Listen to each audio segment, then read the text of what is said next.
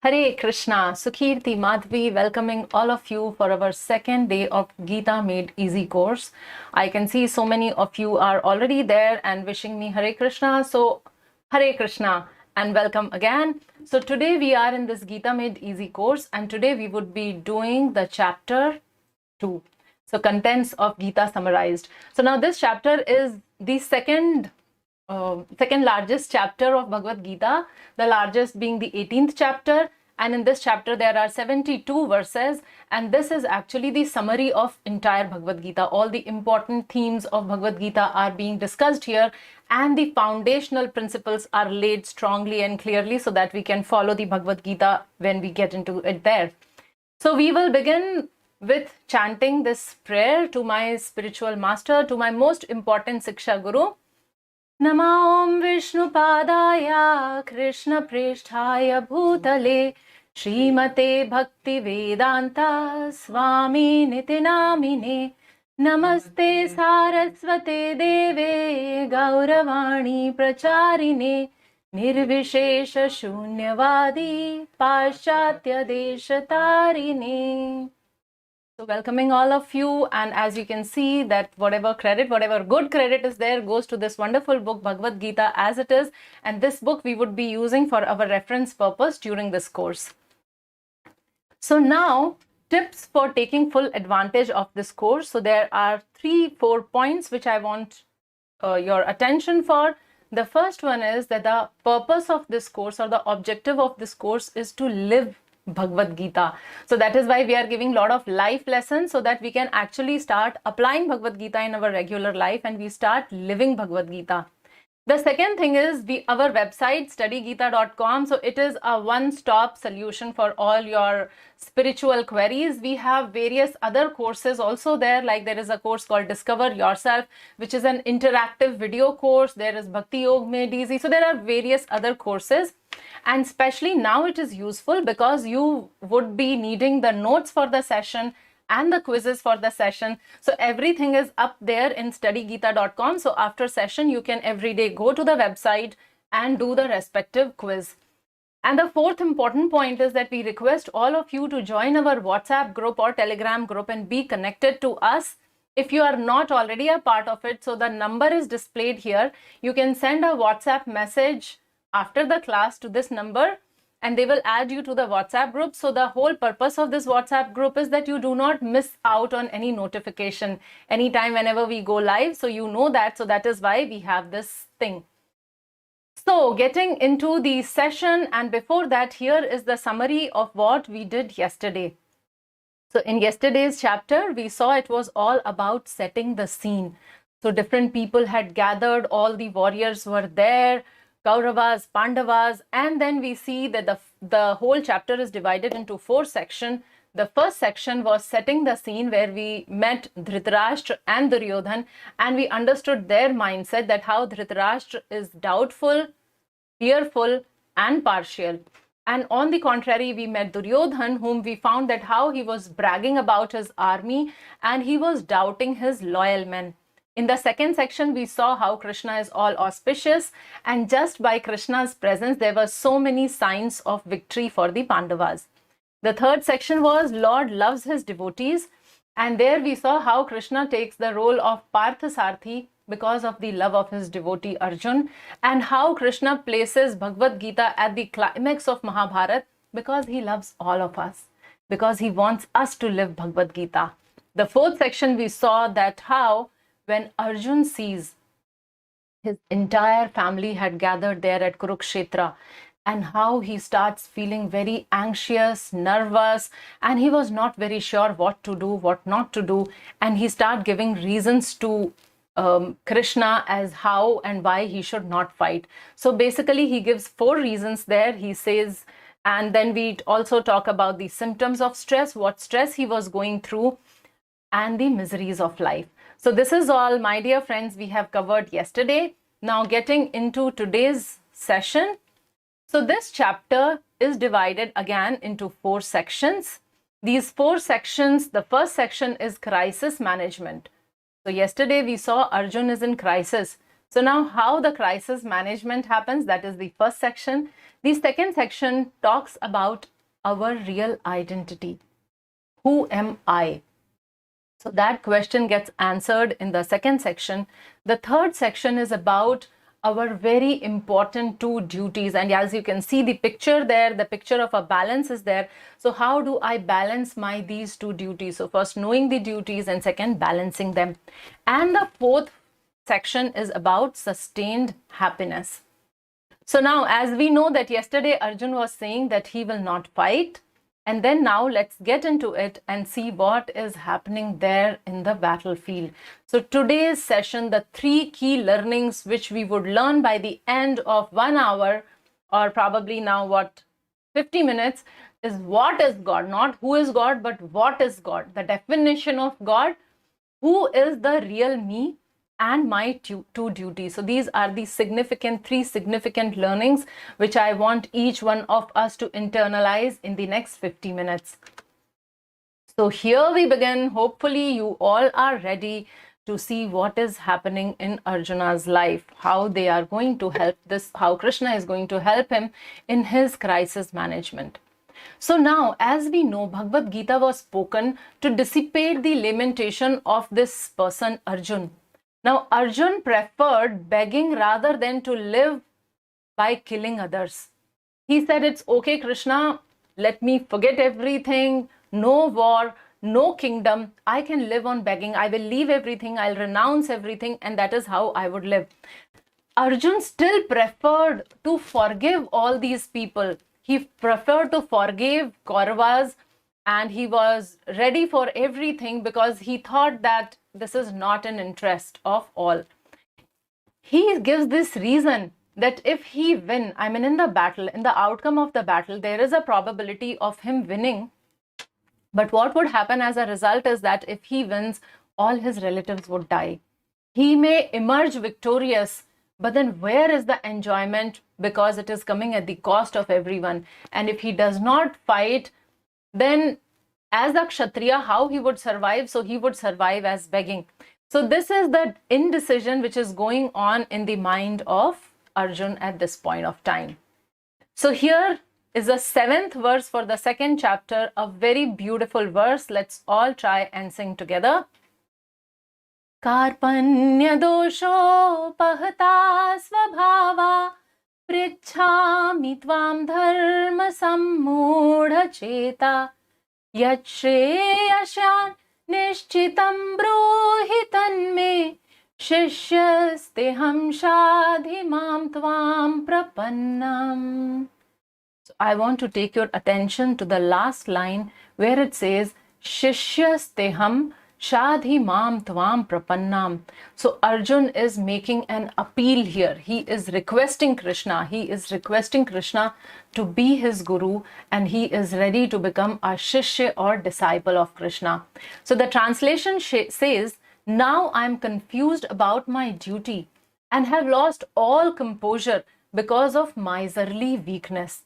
In this condition, I am asking you to tell me for certain what is best for me. Now I am your disciple and a soul surrendered unto you. So here Arjun is ready, willing to take Krishna as his guru. He is saying that I am your disciple and a soul surrendered unto you. He is also telling that he is confused about his duty. So in our life also, whenever there is a confusion, we must turn towards Krishna, like how Arjun is turning towards Krishna. We need actually qualified teacher for everything in our life. If you will make a list, whatever good, whatever nice you have learned in your life, be it singing or dancing or studies or painting or mathematics or Bhagavad Gita. So for everything we need a qualified teacher. So here Arjun is willingly accepting a change in relationship. Arjun is saying that he is very confused what he should do, what he should not do. He has lost all composure. Composure means stability. So he is not able to decide for sure what to do that. So he has lost all his composure, and he is saying that, so in this situation, tell me what I should be doing. So this is how the role is changing and Bhagavad Gita is beginning. So I can read here, Anjan is asking a question there at the chat. People who are putting dislike for session, why are you even here? That's right, Anjan. Actually, there is one dislike which I can see, and this dislike was there even before I started speaking. So maybe somebody just comes and dislikes and goes. So those of you who have come, if you like it, give me a thumbs up and like it so that we know how to tackle that. Okay, so Arjun is confused about his duty and he is asking Krishna what to do next. So in this section, we would talk about two things. One is about indecision. So he is not able to decide. And second is, in this state of indecision, he is surrendering. So Krishna's role from friend and cousin, it is changing into guru. So this is a huge shift which is happening here in this particular section.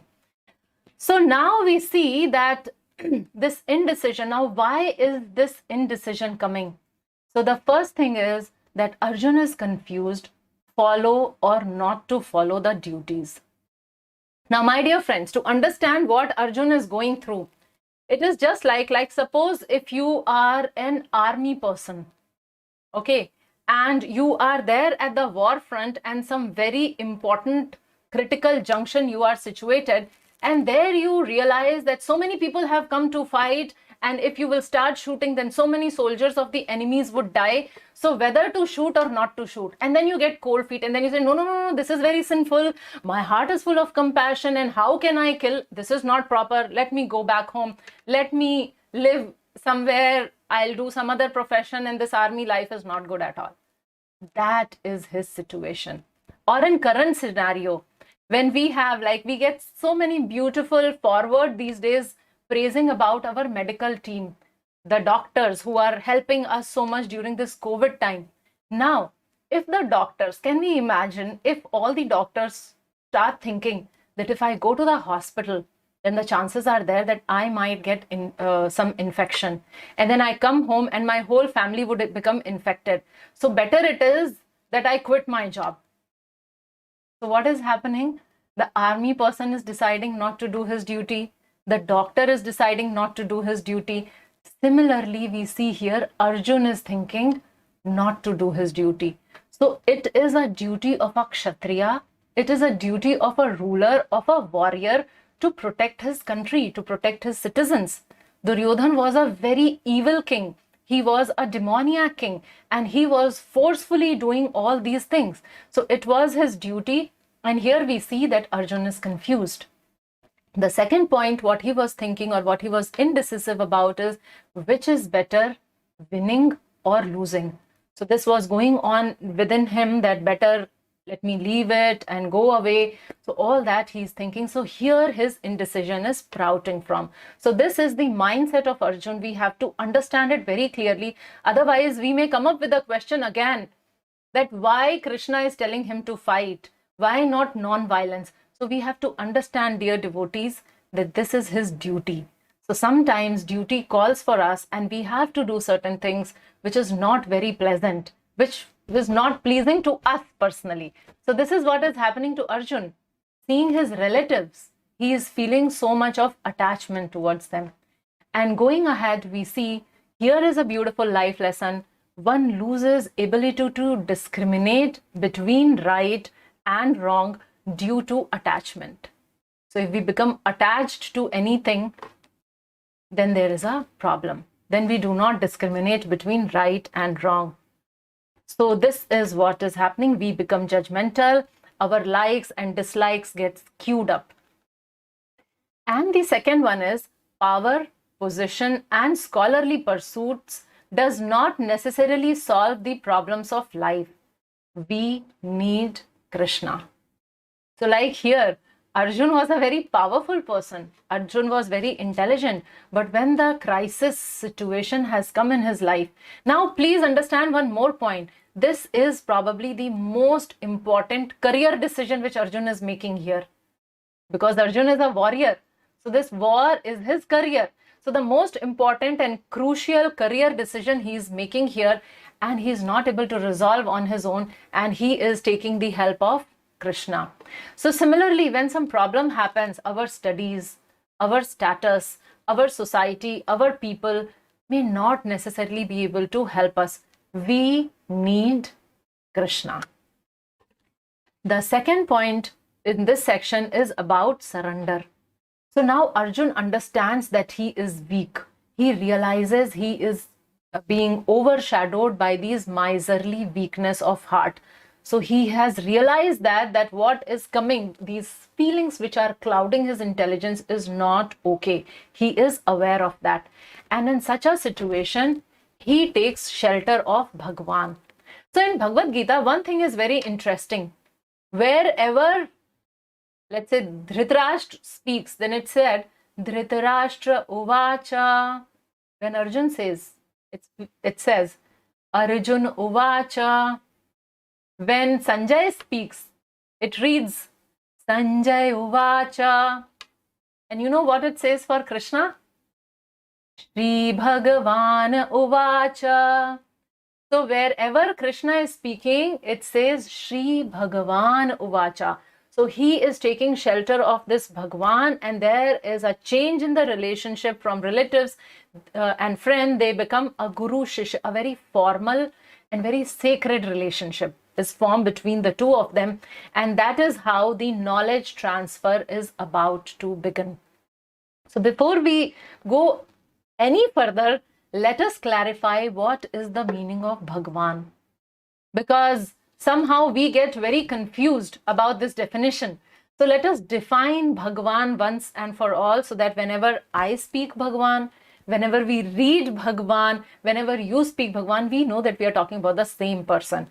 So according to the scriptures, Bhagwan has 4 wonderful attributes. The first thing is, he is the supreme source of everything that exists. So if we travel back, like I come from my parents come from their parents come from their parent, and this is how, if we keep going backward, and then ultimately we reach a person who does not have any source, who is the source of everything. So that particular person is Bhagwan. So that is one very essential attribute for Bhagwan. Krishna says in Bhagavad Gita, we will read in the 10th chapter, when he would say that aham sarvasya prabhavo mattah sarvam pravartate iti matva bhajante mam buddha bhava samanvitaha. He says that I am the source of all the spiritual and material world. Everything emanates from me. So that is the first attribute. The second is that he is the supreme proprietor. He owns everything. So if I may ask you, like, how many of you have a bike? How many of you have a car? How many of you have a flat? So many of you would start telling that yes, you have some of you may have all the 3, some of you may have a bike and a car, some of you may have a flat. So like that. But this bike, this car, this flat, or any of these possessions, actually we are the temporary owner. It is there with us for some time. Like you may have one car today, but you may had another car in the past. And then you sell off the car and you buy the other car. So which means you are not the permanent owner of that car. You are not the permanent owner of the property also which you have. I mean, you, as in we all, even me. So we are not the permanent owner of anything. We are temporary owner. So for few things we are the owner for 5 years, for 10 years. For some things we are the owner for this lifetime. And then it gets transferred to somebody else. But Krishna is the supreme owner or proprietor of everything, because everything comes from him. So of course he becomes the owner. The third thing is, he is the supreme controller. So because everything comes from him, so he can control everything. Now we, my dear friends, we find it very difficult, though we want to be the controllers, that controlling spirit is there in all of us, but we cannot control even our own body and mind and emotions. What to talk of controlling our children, or controlling our subordinates, or controlling our dependents. We can't even control our own emotions. Something emotional happen. If we are watching a movie and some very sad scene comes up, I mean, what to talk of others? Even I start crying. I have no control that way. Like I feel and then I may cry, right? So sometimes we get very angry and we get carried away by that anger. So we do not have control on our own emotions, whereas Krishna is the supreme controller. God is a person who's the supreme controller. And the last point is that he is the supreme enjoyer. So because he is the source of everything, he is the proprietor, He is the controller, so he becomes the enjoyer. He enjoys everything. So to understand this, that how this enjoyment thing works, so like I know one of the coach, he is the digital coach. He coaches people in delivering good lectures and training others, educationist. So he is a digital coach. So what he has done, he is a very beautiful website. He has recorded all his videos. He has uploaded those videos there, and it is all chargeable. So if you want or I want to learn, then we have to pay a certain amount of money and we go and we learn at our own time. So what is happening is he has recorded once, and maybe for next 2 years, 3 years, 4 years, 10 years, people would keep enrolling for that course and they would be taking that course. And this person, he has recorded many courses and he's just sitting and relaxing. He's having good vacation. He's enjoying his life. He says that he works only for 4 days and 3 days it is his vacation time, because it is all up there. So he has set it up in a system. So what is happening is, because he is the proprietor, because he is the controller, so what he has done is he has set a system there and he just sits back and relaxes. That is exactly what Krishna does. So he has set everything up and he enjoys the result. The other example could be of an author. So somebody writes a book and then the book, he starts getting the royalty. So sometimes he gets the royalty for whatever number of years he's alive, and then after that, whoever inherits that. So I think the royalty is there for 50 years or something. So they keep getting that money with every book sold. So what is happening? That author is not working, but he's enjoying the result because everything is set up. So same is with the God. So this is what God is. And if we read the Shastras, we find a very beautiful definition of Bhagwan, this word Bhagwan. So Bhagwan means Bhaga and Van. Van is possessor and Bhaga is Bhagya, or all the opulences, all the Aishwarya. So a person who possesses all the opulences in totality is called Bhagwan. So Parasar Muni has given this definition and he has described 6 different attributes. So these 6 attributes are beauty, strength, wealth, fame, knowledge, and renunciation. So let's quickly look at these things and understand how Krishna fits in there. So coming up first, beauty. So now Krishna, he is Navayauvan. He is always youthful. His body never ages beyond 16. That is his beauty. So we all are like most beautiful. We all were most beautiful or are beautiful when we are 16. So Krishna's beauty doesn't age beyond that. That is how attractive is he. His other name is Madan Mohan, or one who attracts even the Cupid, who attracts everyone. So that is how beautiful Krishna is. When he was here at Kurukshetra, even at this time, he was more than 100 years old that way. On earth that time. Yet, he would look like a 16-year-old man. So you would have not seen Krishna's picture with gray hair and wrinkled skin and long beard. No, because he does not age beyond 16. So that is how Krishna is all beautiful. The second opulence is strength. So as we see in this picture, he is holding this huge mountain Govardhan. So now Krishna was just 7 years old when he performed this amazing pastime of lifting the entire mountain Govardhan, which in current date, if we go to Vrindavan, so close to that, there is this mountain, and now the diameter is around 22 kilometers. So that mountain he lifts at the tiny finger, the tip of the tiny finger. That is how powerful he is. And he didn't go to any weightlifting classes to lift this. He did not go to any gym and he never practiced. He just casually lifted the mountain. It is described that just like how a small boy, a young boy, picks up mushroom. So that is how effortlessly he lifted Govardhan. So that is how strong he is. And then the third aspect is his knowledge. We have been studying Bhagavad Gita, like he spoke 5,000 years back, and people have been trying, philosophers have been trying to dive deep into the subject matter of Bhagavad Gita and understand Bhagavad Gita. Now, Krishna did not rehearse.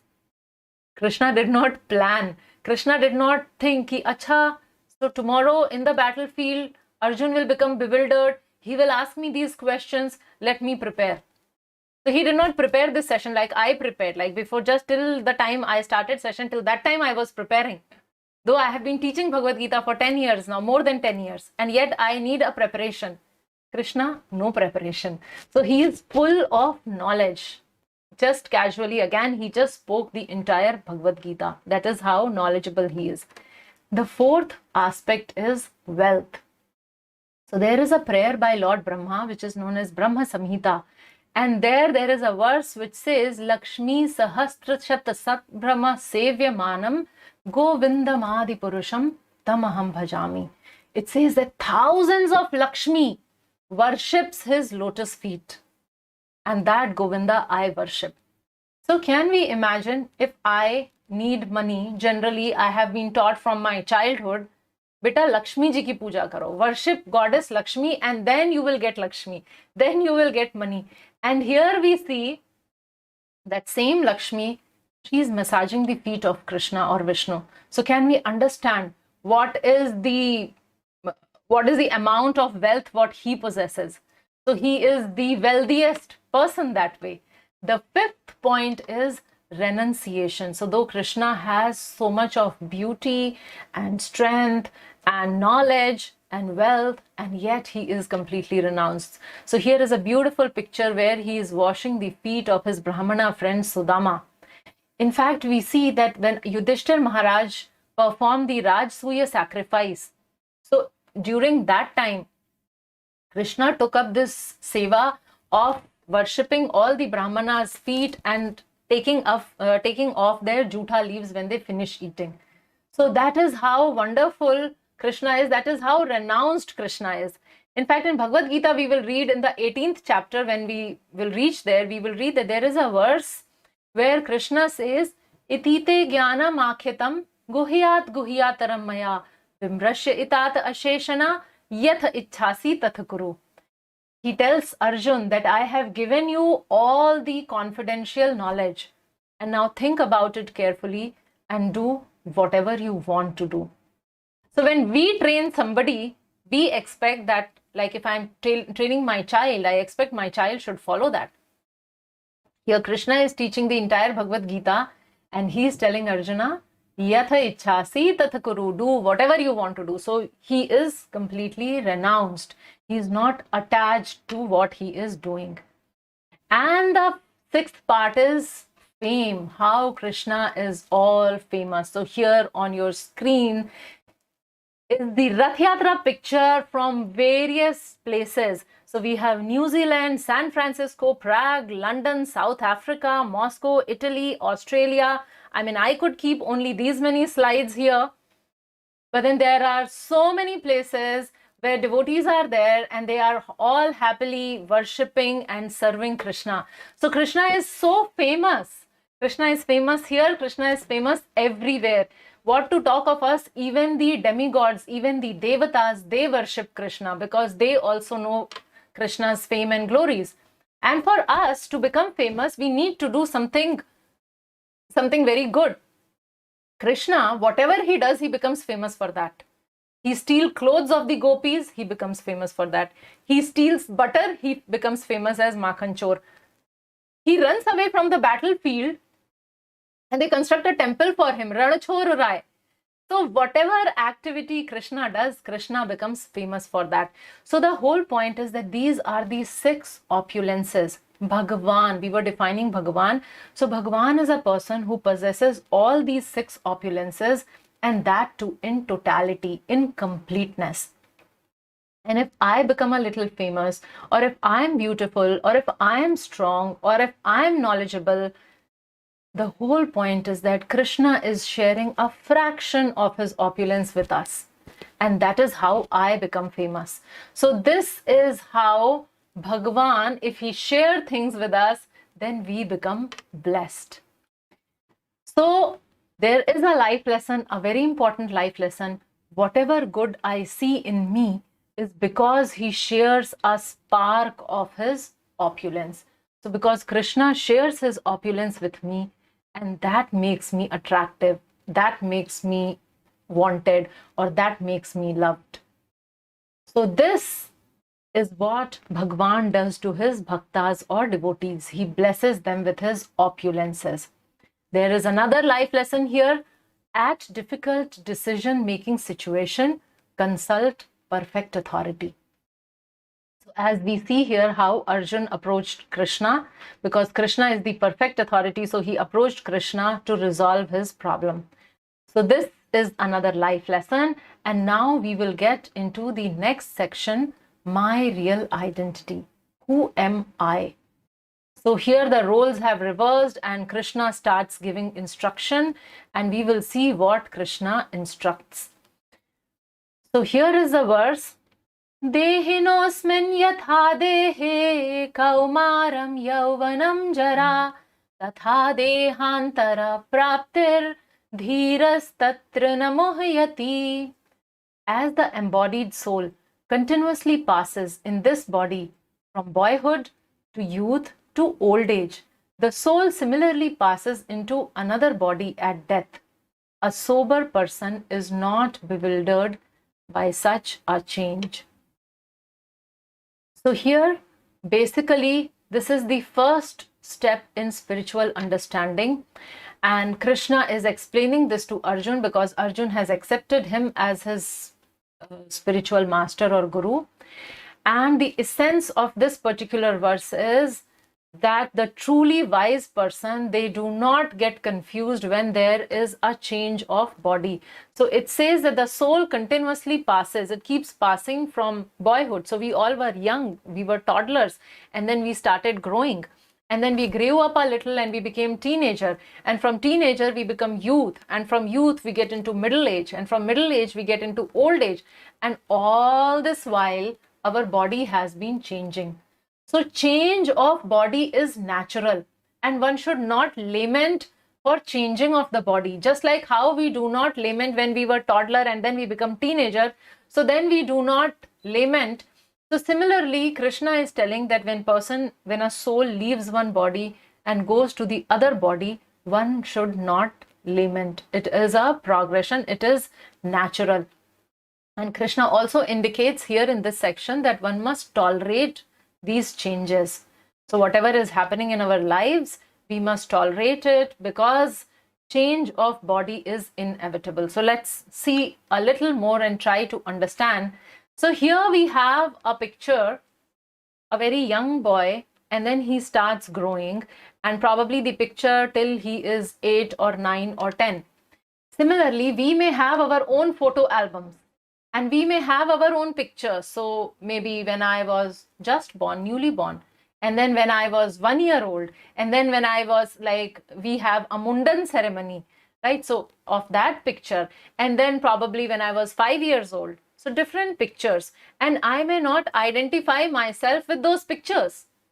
I may not know that this is my picture unless my parents tell me that this is your picture, right? So I don't know, but it is because that they tell me that I know. Like for example, if I look at my photo album, my family photo album, so me and my brother, we look very similar when we were of that same age.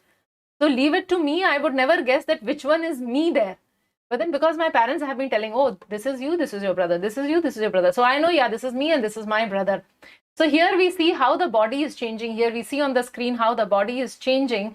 And now I'll show you how further the body changes. So here what we were doing was actually the whole life sketch of Sachin Tendulkar. So now the last photo you see, this is how he is now. But he had that tiny little body. And the body has been changing. He has been growing. Right? So there is no lamentation when the body is growing because that is a natural phenomena.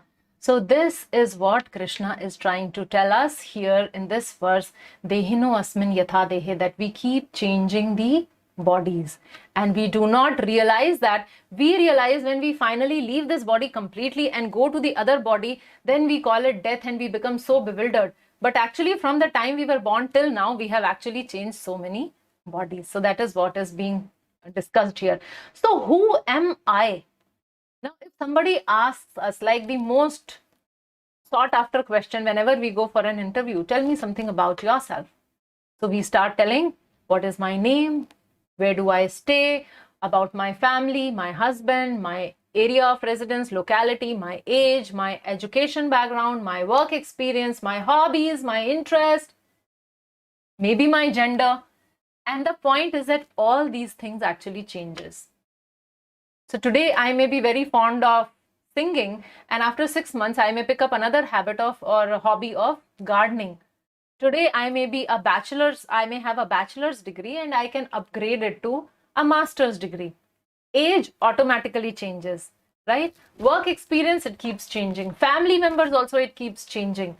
So everything about us, what we think we are, actually changes. So who is that real me who does not change? So this is what we would try to understand here. So the composition of myself. So what you see here, what are you seeing on your screen? This body, what you see. So this is actually the gross body. And this gross body, gross means sthul sharir, which we can actually feel with our senses. So gross body is made of earth, water, fire, air and ether, or panchbhut. So with this panchbhut, this body is made, and this body is temporary, which is destroyed at the time of death. So this is one layer. And now coming up the second layer.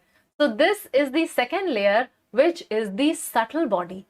And the subtle body is made of mind, intelligence and false ego.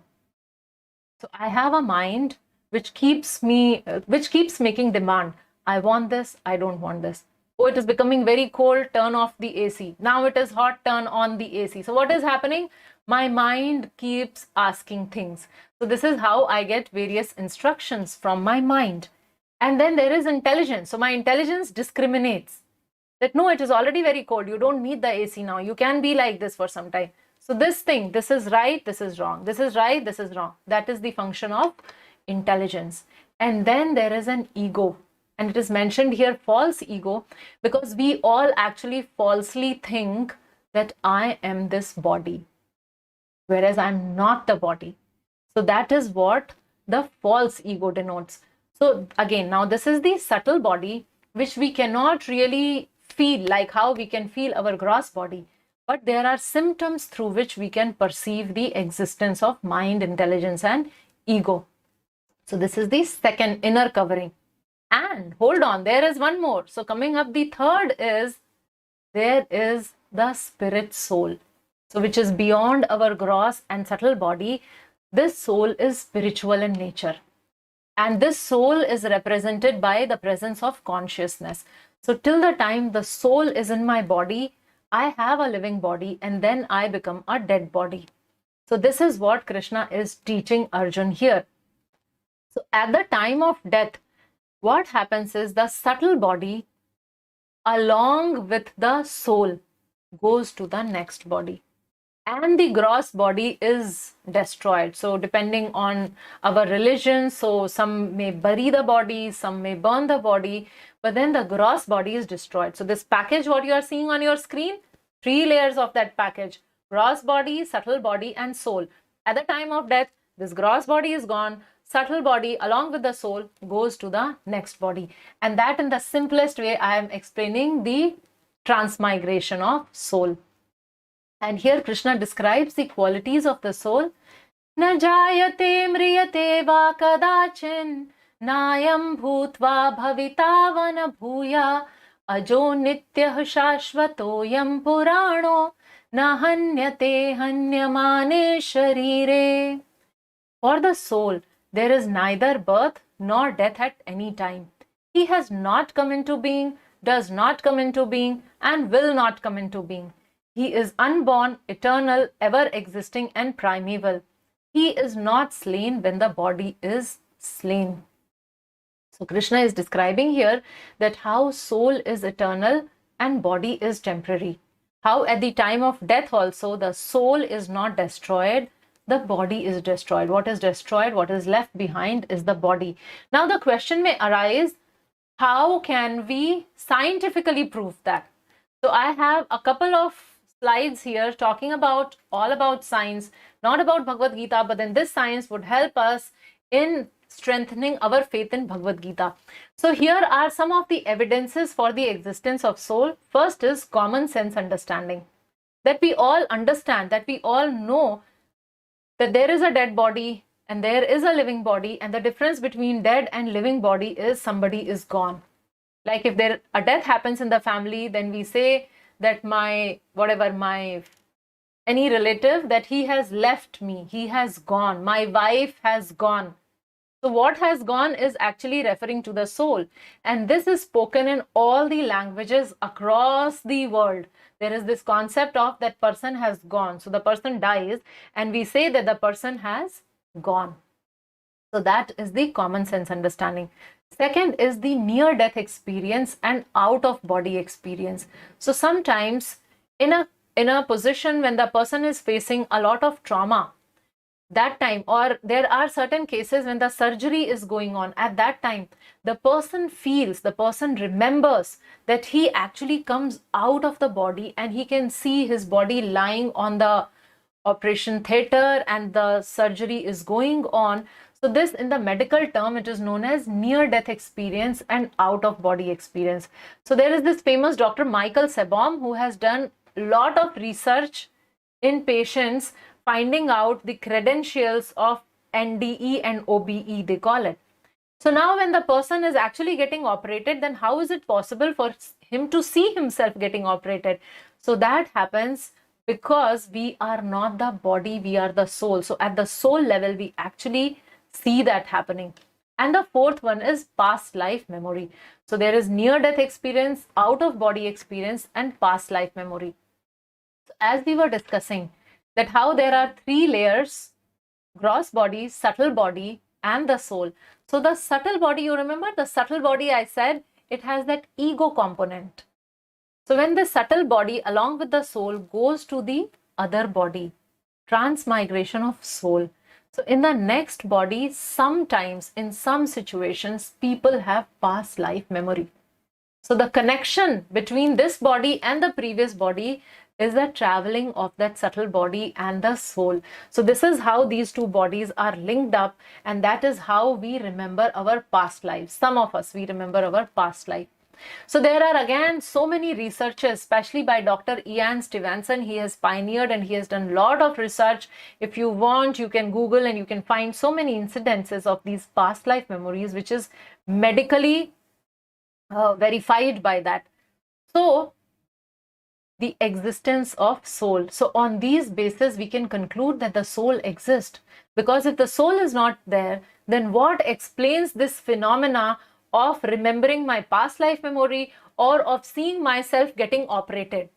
How can I ever explain that? Right? So moving forward, here is a life lesson. I cannot escape my miseries by exploiting or damaging or destroying my body. So things like self-harm, it cannot, actually soul cannot be killed.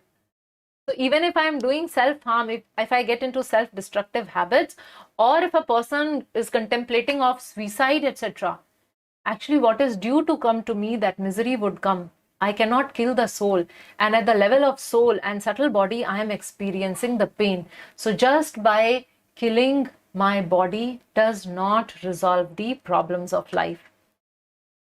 So here is a section summary because it's very, very important and foundational section. So here we have summarized the learning. That the first one is soul never dies, body will eventually die. So no one can make the soul die and no one can prevent the body from dying. Change of body is compared to change of clothes. So like I wear a particular cloth, like I'm wearing the sari, and maybe after 1 year, 2 year, 3 year, it may get faded, it may get torn, and I change and I get another sari. So same happens with our body. With the wear and tear, finally we reach at a place where we give up this body because it is no longer usable and we acquire another body. So change of body is compared to change of dress. And Krishna says here, Matra sparshas tu kaunteya shito shan sukh dukdaha Agma paino nityas tam titikshasva bharata. He is asking Arjun to tolerate. Tam titikshasva. Titikshva means to tolerate. So he says tolerate such changes. And we must also remember that no weapon can kill or harm the soul. The soul is indestructible. So no sin is involved if one is doing the duties under the instructions of Krishna. Krishna is giving certain instruction to Arjun, and if Arjun is doing his duties, he will not incur sinful reaction. You remember yesterday, one of the reasons what he gave was fear of sinful reactions. So he would not incur any such sinful reactions. And now getting into the next section, the two duties and balancing the two duties. Karmanevadhikaraste ma phaleshu kadachana ma karma phala heturbhur ma te sangostva karmani. You have a right to perform your prescribed duty, but you are not entitled to the fruits of action. Never consider yourself the cause of the result of your activities, and never be attached to not doing your duty. So here Krishna is talking about doing certain duties, and he is giving certain very important instructions. So let us try and understand what Krishna is revealing.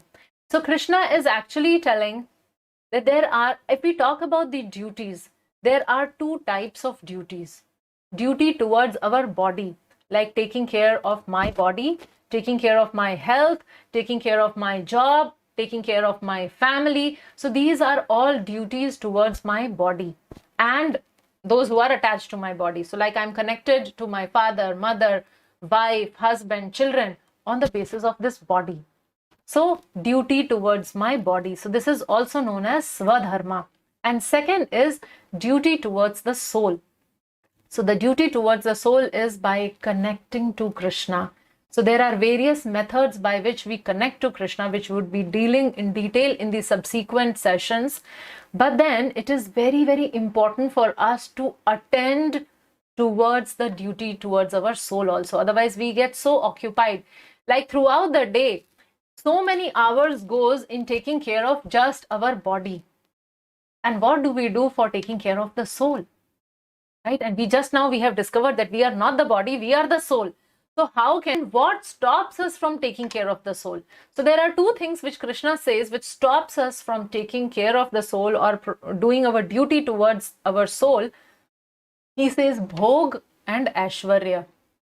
Bhog means my eagerness to enjoy pleasurable things, sense enjoyment. And second is Aishwarya, or I want so much of opulences. I have one car, I want many. I have one house, I want many. I have some designer jewelry, I want what my friend has. I have few saris, I want many. So this is the tendency to enjoy the Aishwarya or the opulences. So this is what stops us from doing our duty towards the soul. But it is very important to balance these two duties. Otherwise, it would be like taking care of the cage. Suppose if we have a cage and there is a beautiful bird there inside the cage, and we are taking care of the cage so nicely, we are dusting it, we are polishing it, we are taking care of it perfectly well. But we forget to feed the bird inside.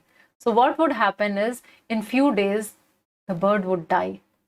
So similarly, if we just take care of our body and the bodily attachment, if we are just busy in doing our swadharma or duty towards our body alone, and the soul is residing inside. We studied today, I am the soul. I am that bird who's encaged here in this body.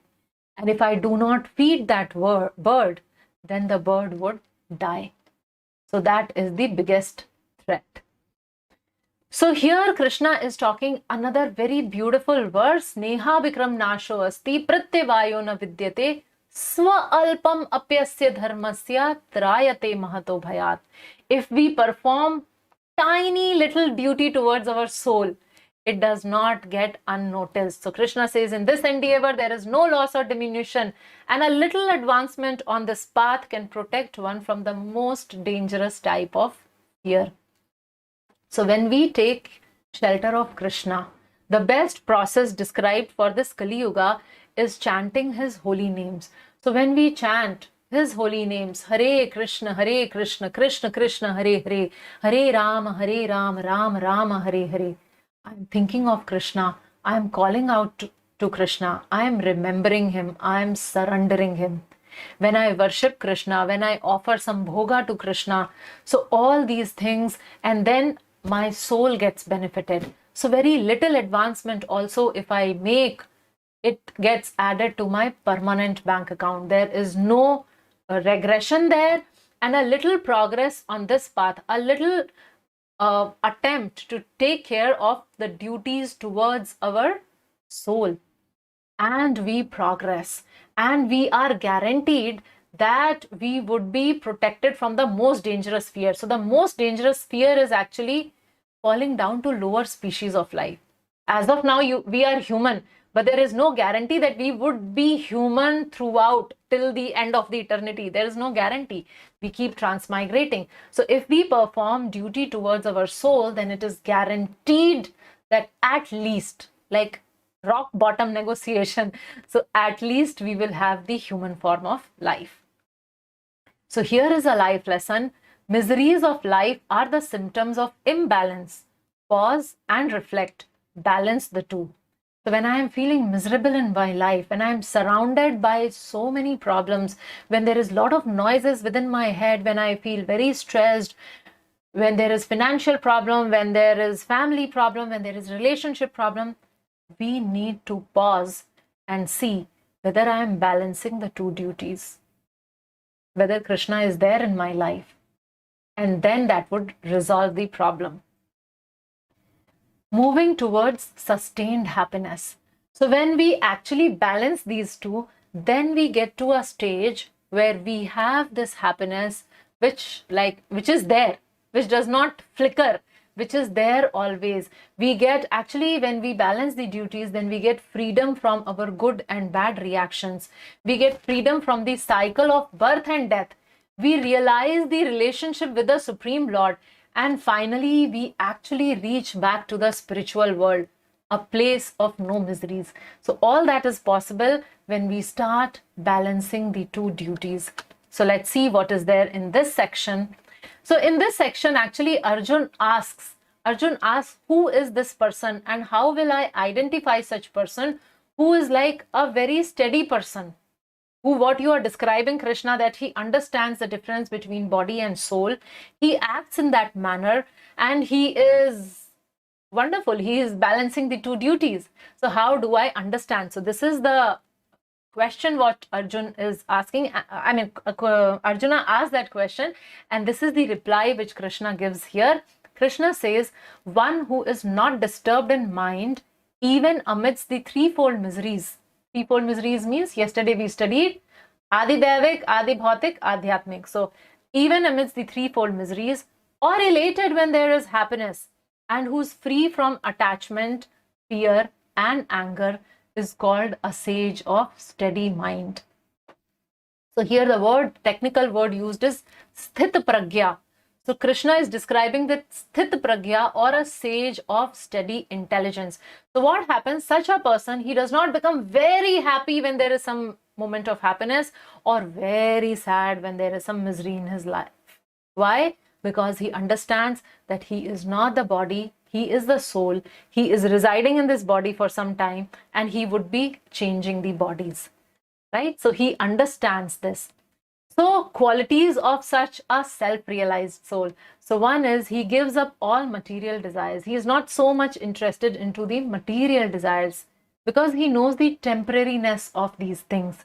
He is purified in his mind. So when we hear more about Krishna, when we hear more from Srimad Bhagavad Gita and Srimad Bhagavatam, then what happens is our mind is purified of unwanted things, of lust, of anger, of greed, of fear.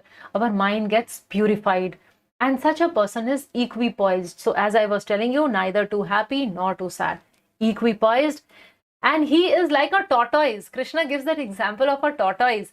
And if you would have seen tortoise, so if tortoise senses any danger, all his limbs shrink inside his body.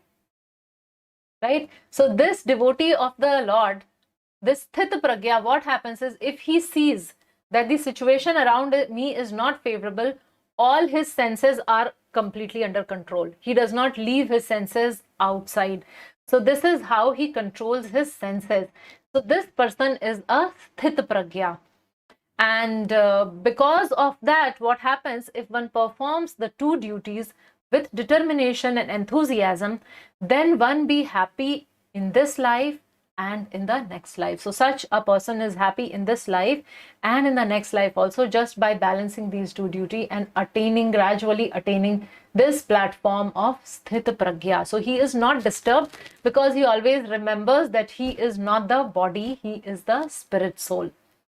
And Krishna says here that even if one of our senses, if it is wandering, which means it's going around for certain objects, then it becomes very dangerous. So if the senses are under control, then a person experiences the higher taste. The person feels blissful from within, happiness from within, despite of what is happening in the external world, but internally he is very equipoised and he is very level-headed and balanced and happy.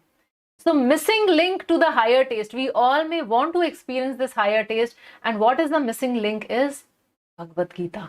So if we read Bhagavad Gita, if we follow Bhagavad Gita, if we live Bhagavad Gita, then we would also attain that platform.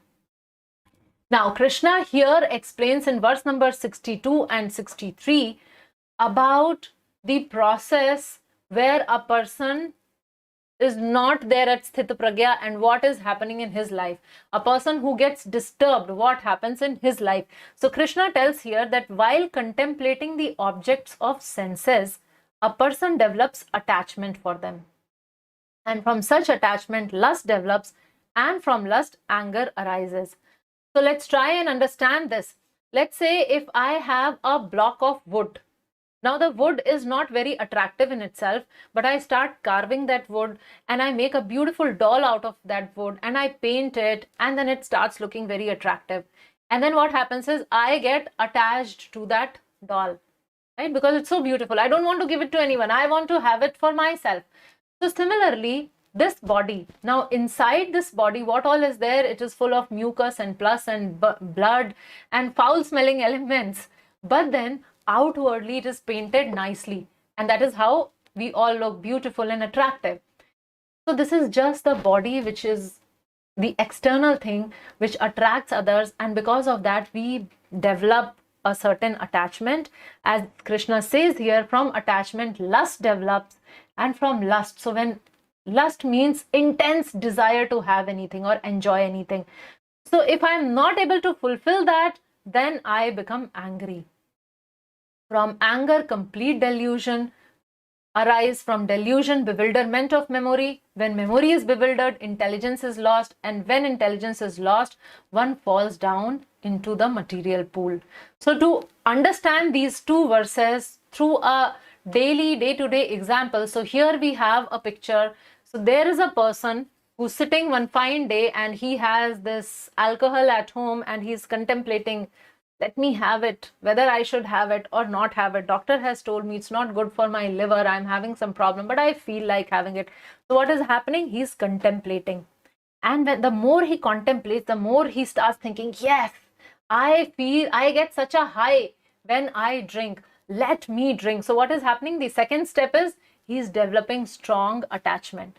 And then this attachment becomes so strong that he takes the bottle and he starts drinking. So lust develops. So out of lust, he starts enjoying that. And then his wife comes and wife reminds him that you are not supposed to do that. Please don't do that. And he gets so angry because wife is stopping him from drinking. So he starts shouting, fighting, sometimes beating, physically abusing the wife. So this is how, when lust is not fulfilled, anger arises. And when the person is so angry, he gets delusioned. He is in confused state. He is not able to discriminate what is right, what is wrong, whether I should take or I should not take, whether alcohol would harm me or no, forgotten everything. And then bewilderment of memory. So he has no discrimination. He has no intelligence here because memory is gone, and then the next step is intelligence is completely lost. So then he starts thinking, okay, today I will sit and drink. Let me see who can stop me. And he talks badly to his wife and he starts drinking more and more and more. And then we know it may have its own consequences. So just an example to explain this verse number 62 and 63, 8 steps of failure. So Krishna is giving those 8 steps of failure. So the problem starts with contemplating on the object of senses. So whether I want to enjoy, and that is how the problem begins. So here we have a life lesson. Beware of damaging thoughts as it gets converted into cruel plans and ends up in regrettable action. So we have to stop it when we are at the point of thinking itself, contemplation. And why we perform 2 duties? So Krishna explains, when a person performs these 2 duties, he is free from dualities. So which means good, bad. He is free from that. He has no expectation from others. So no disappointment.